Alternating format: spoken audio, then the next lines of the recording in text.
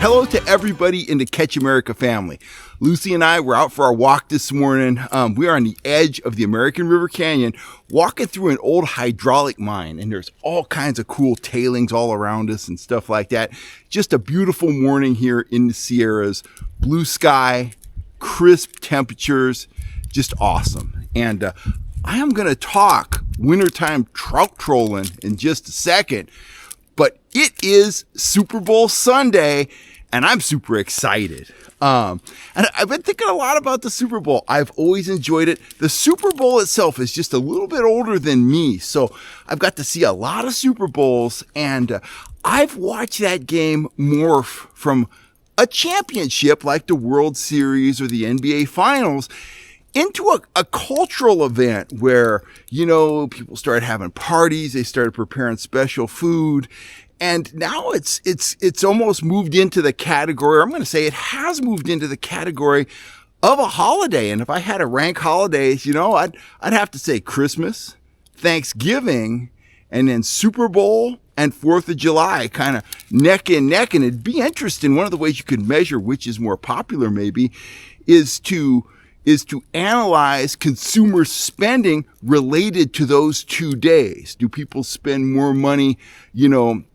for the 4th of July, fireworks, barbecue, stuff like that, versus the Super Bowl snacks, TVs and stuff? I mean, the Super Bowl has become such an event, they actually have television sales that lead up to the game because people actually go out and buy new televisions before they have their Super Bowl parties, which is kind of fascinating. Anyway, last thought about sports here. Kind of a philosophical question for all you guys. Would you rather hit a home run in the World Series or score a touchdown in the Super Bowl? I don't know. For me, it would definitely be the home run. I think the touchdown's a more kind of significant event, but I'm a baseball guy. I've always watched baseball, played baseball, breathed baseball when I was young, lived baseball. So I'm leaning towards the home run, but you could definitely make a strong case for the touchdown.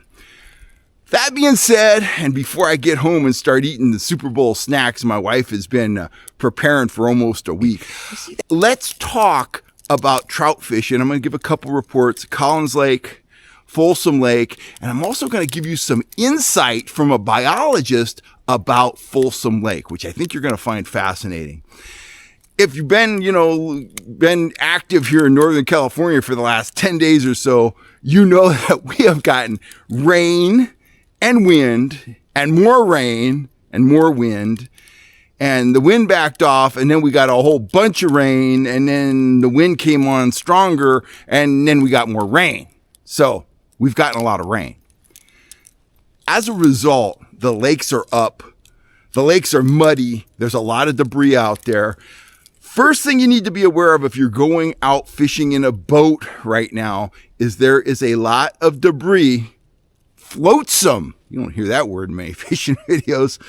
Junk floating on the surface waiting to break your prop. So be careful. You've also got to be aware that with the fast rising lakes at places like Folsom, there are rocks that are right under the surface and are not marked with hazard buoys yet. There was a gentleman out there just the other day, took out his lower end on a rock that was just under the surface. So don't do that. That's going to be an expensive repair. And you know, you should be spending your fishing budget in our online store, not at the boat shop. I'm kidding. Be careful. There's a lot of stuff out there that can end your day badly. So, Collins Lake. I'm guiding full time at Collins Lake, and I'm catching a lot of fish. I was catching a ton of fish prior to this series of storms. The lake is now completely full. Came up around 7-8 feet in the last series of storms. My first day on the water this week, it was muddy, very muddy, very full. Spilling like 16 inches over the spillway. We got fish, water, 47 degrees. The next day I was out there, the lake was noticeably clearer. My first day on the water, we fished in the rain for 8 hours. I mean, it was pouring down rain. Had a pretty hard crew that day, and we got on some fish.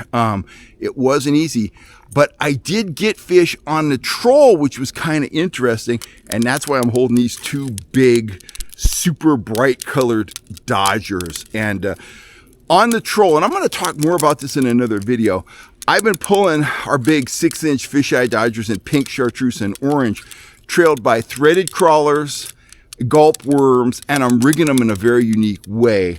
The rationale being, at low speed, I'm putting out a maximum amount of sound, a maximum amount of flash and vibration, and I am pulling very smelly, very attractive offerings for the trout, where if I can get them to taste it, they'll stick with the bait, and I can hook them. One thing that I noticed at both Folsom, I have been out on Folsom too, and Collins Lake, is these storms cause the fish to move around. At both lakes, I found big concentrations of fish in areas where I wouldn't ordinarily find them, the backs of coves, some in very shallow water. And I think it was a group effort from the wind, as well as the rain, the rise in the lakes, and the current created during that rise that caused the trout and other game fish to push up in certain areas. I think when those fish go on the bite, once the weather stabilizes and we get a little bit better clarity, those fish are going to bite. And I think we're in for some very good fishing. But right now, if you want to get out, whether you're fishing bait or you're trolling, you're going to have to work for your fish. That's the story at Collins Lake. More fish on the graph at Collins that I know are trout than I've ever seen out there before.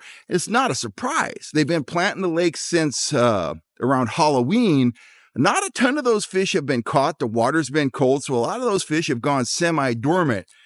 Believe me, when those fish wake up, we are in for an epic early spring and spring season. The lake's full. It's going to clear up. It's going to warm up. And when that happens, the trolling bite is going to go off. So will the bait fishing bite. But I know a lot of the guys that watch the channel here are trollers, and that trolling bite is absolutely going to go off. It's going to be what they call a target-rich environment. Right now, if you go out there, soak bait, use my power powder, use garlic scents, use my trigger scent, a lot of scent, patience, shallow water. That's where you want to be with the bait. If you're going to troll, you need the flashers, you need the dodgers, you need the threaded worms, you need a bunch of scent, and you need to go slow, 1.5 miles an hour. You need to put a little cup in these blades like that to make them have maximum kick, basically at kokanee speeds. All the fish I've gotten have been in the top 10 trolling, but I am marking a ton of fish holding right at 20 feet deep. I've tried for them. I haven't got them.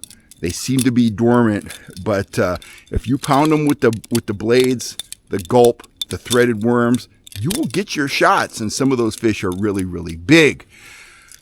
Let's move on to Folsom. Folsom is a lake that's fishing tough right now. If you want to go out to Folsom, dodge the debris, and not hit a submerged rock, and maybe catch a trout or a very nice king, spoons, spoons, spoons, and more spoons. Speed spoons, speedy shiners, trigger spoons. Pull them anywhere from 2.5 to 2.7. Work that top 25 feet of the water column. Stay on the move, and you're going to get your shots. A great day right now is 3 fish and 5 bites. An average day now is 2 bites and 1 fish. But some of those bites, some of those fish are salmon in that 22 to 23 inch range. So definitely worth the effort if you're a local. I wouldn't drive 5 hours to go fish Folsom, but if you're in the Sacramento area, you want to get out, you want to run your boat, you want to have a chance at catching a very nice king, Folsom is definitely a good option. So I come across an old buddy of mine. He doesn't want to be named, but he was the regional biologist at one time here in the Sacramento area, and Folsom Lake was one of the places that he oversaw. And I says to him, you know, why does Folsom fish so hard for so many people? And he said, here's the deal. Biomass of trout and salmon at Folsom compared to other lakes is relatively small. The bottom line is this: versus places like Shasta, Don Pedro, Berryessa, Folsom has a lot less fish per cubic foot of water. Less fish per cubic foot of water, less targets, less bites, less fish caught. And he said on top of that, the lake receives a lot of pressure because access is easy. And there's a lot of people that live around the capital and the surrounding area. So that's one factor. And he said that's the factor that also makes for some very large fish in Folsom, because there's not a ton of salmon, there's not a ton of trout. So the ones that are there, the ones that reach maturity, have all the feed they want, and they tend to grow very, very large. We'll talk a little bit more about large fish in a second. He also said at Folsom, there are a lot of other predators that you don't factor in. So you'll be out in front of the dam. You're getting good marks. You're getting good returns down 50, 60 feet on the bait, and you're trolling for those fish, and you're not getting hit, but they're not trout and they're not salmon. They're pikeminnows, they're channel cats, and some of them are actually carp, and a lesser number of them are suspended bass. So he said, for all the marks you're seeing, a much smaller percentage of those fish are the trout and the salmon that we're targeting. I pointed out that last year during the month of July, I had very good fishing in front of the dam. I caught king salmon that weighed, my clients did, 7, 8, and 11 pounds. I was doing a private captain gig on another guy's boat. We were not running cameras, and we got a 31-inch rainbow that probably weighed upwards of 8 pounds. We got it on a spoon. The biologist pointed out that during the month of July, or whenever the lake is full and they start dumping it 10 inches to a foot a day, it creates a situation where you have a lot of unpredictable current in front of the dam. The current is upwelling off the structure. The current is reversing off the structure. It makes for a situation where the bait fish are scattered and confused. The predators move in there and are feeding on them. And on top of that, that is a time of the year when the pikeminnows, the catfish, and the carp are usually not out in those open water areas. So they're out of the equation. At that time, the fish you're marking are the kind of fish you want to catch. And you're going to catch kings, you're going to catch trout, and you're going to catch bass, taking advantage of that confused bait, heard something back there, caused by the current. So that answered that question. He said, as opposed to a lot of other lakes, the reason that spoons perform so well at Folsom, or at least are the best performing offering at Folsom, is you control them fast and you can cover a lot of water. Again, less fish per cubic feet of water means you need to cover more water to encounter fish.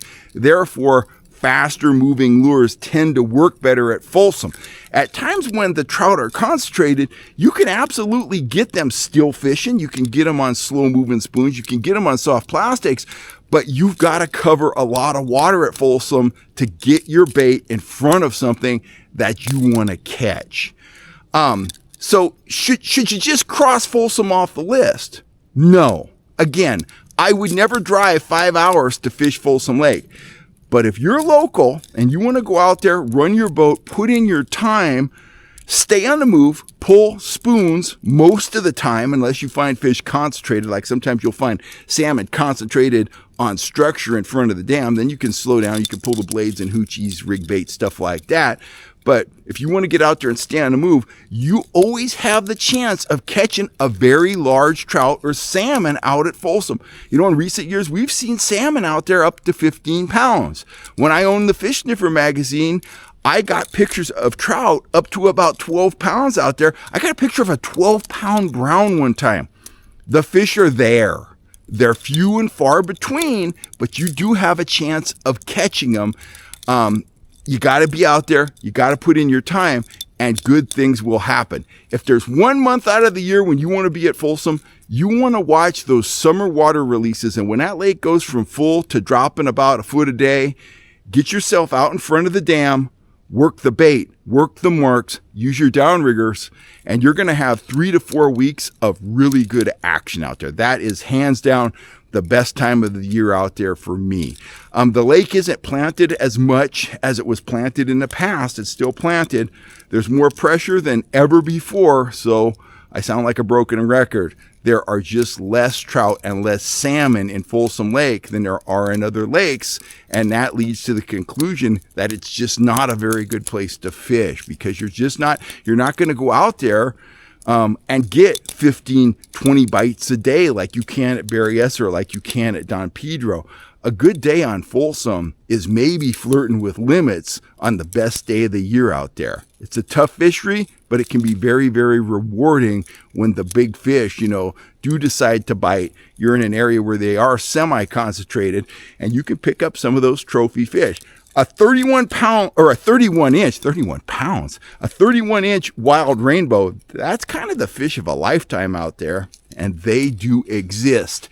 That's it for now. I think my next fishing report, barring any more crazy rain and wind, barring any more crazy weather, is going to be much better. Spring is right around the corner. We've had a lot of rain. The lakes are in great shape. Shasta's full. Collins is full. Berryessa, 100% full. So all we need is some tamer weather, some warmer conditions, and we are all going to be collectively yelling fish on. We are in for some very exciting action. I'm going home. There's going to be some very exciting action there because I'm going to tear into those snacks that I don't usually have. We are starting off our morning with some chocolate croissants. And then in a little while, we're going to have a Bloody Mary. Never drink at home, but we're going to have our Super Bowl Bloody Marys and pregame. It's going to be a good day, guys. Enjoy it. If you like trout fishing content, if you like instruction, reports, adventures, all that stuff and more, hit the subscribe button, hit that bell notification, and you'll always know when the Catch America team is here on YouTube talking fishing. I'm Kellogg. Thank you for all the support, and we'll catch you next time right here on YouTube.